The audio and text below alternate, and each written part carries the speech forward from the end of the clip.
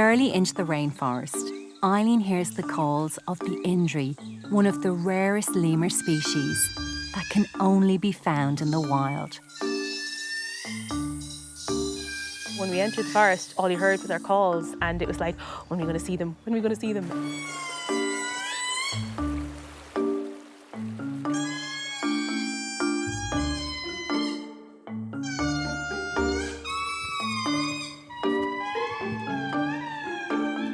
Now we have to walk off trail because that's where they are. Yeah? Yes.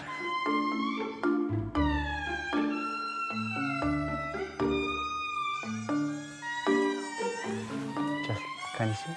Yes, I can. Yeah. Small bit excited about the indri. You can't see them in Europe, you can't see them in captivity. They're only there. And I did not realise how chill they were about us being anywhere near them. They were just sitting in the tree. Largest species of lemur. It's amazing to see them. I never thought I'd see them, ever. They are absolutely stunning. They're very, very unlike a lot of lemurs. They have huge back legs. It's just fascinating. But they are in serious trouble. If anything happens to the forests, whether it's man-made, whether it's poaching, logging, taking everything away, or a huge fire, because in the dry season, it's all tinder, it just goes up in seconds. That's their habitat gone. They will no longer exist. And we don't have the animals to put back there.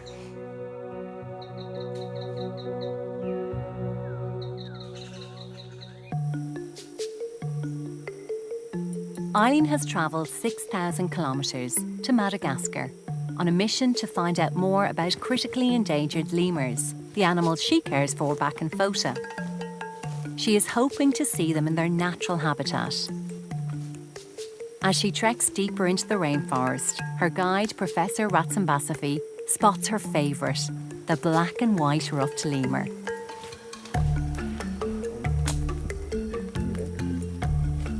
Far away and up high? Yeah, tall and right up the top. So how many lemurs up here?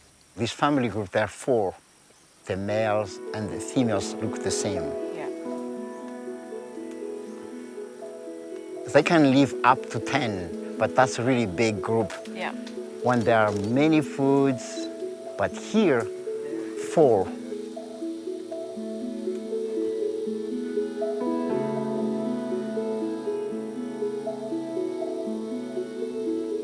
From time to time, I come to the forest to check every time when they give baby to ensure if the baby survived or not. So we do what we call monitoring, but right now we have the guides, the local guides, to study, to follow them, to watch them so they can take notes, so we can have records of where do they go, how many individuals in the group every year. Based on this data, we could improve our management of the forest. Deforestation is one of the major threats of the black and white ruffed lemurs. And in some area in Madagascar, they no longer exist.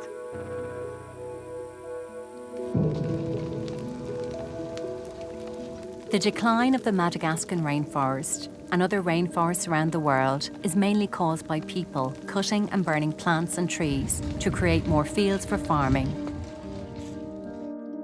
It's called slash and burn, and the impact on the environment is nearly always damaging. The fields created through slash and burn are intensely farmed over a relatively short period of time, and once all the nutrients are gone, they are gone for generations. You could understand why people need to kind of survive here, that they have a completely different style of life. It's very easy to judge from home, kind of going, why would you burn stuff? But they need to feed their families, and that is what they're doing. It used to work when there are few, not many people, and now we cannot use slash and burn. I went to the forest not far from here a few years ago, and we could hear the black and white lemurs, loud call. And 2 years ago, I went to that forest and no call, because they are all depleted. They're no longer in the forest. Within the next 30 years, if the current speed of deforestation in Madagascar remains the same, there is no forest left in this country.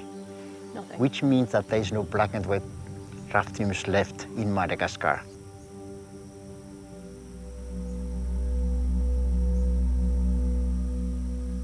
The hope is that the next generation of farmers can be persuaded to use farming methods that don't require burning down what's left of the Madagascan rainforest. The community here in Marmisa work with us to do reforestation, to repair the damage of their ancestor, and that's what you're doing. Oh, there's another one up here, yeah?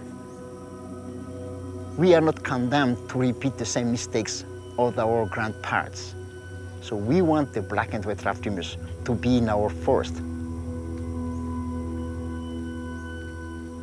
Our job at Fota is to maintain genetics and to really learn as much as we can and keep all the natural behaviours that we can. So it's great to see that they'll do the same, because as we've learned just walking through the forest from Jonah, was that in 30 years this could be gone. With that's how fast everything's moving, and 30 years is a blink of an eye, and it's our responsibility to do something.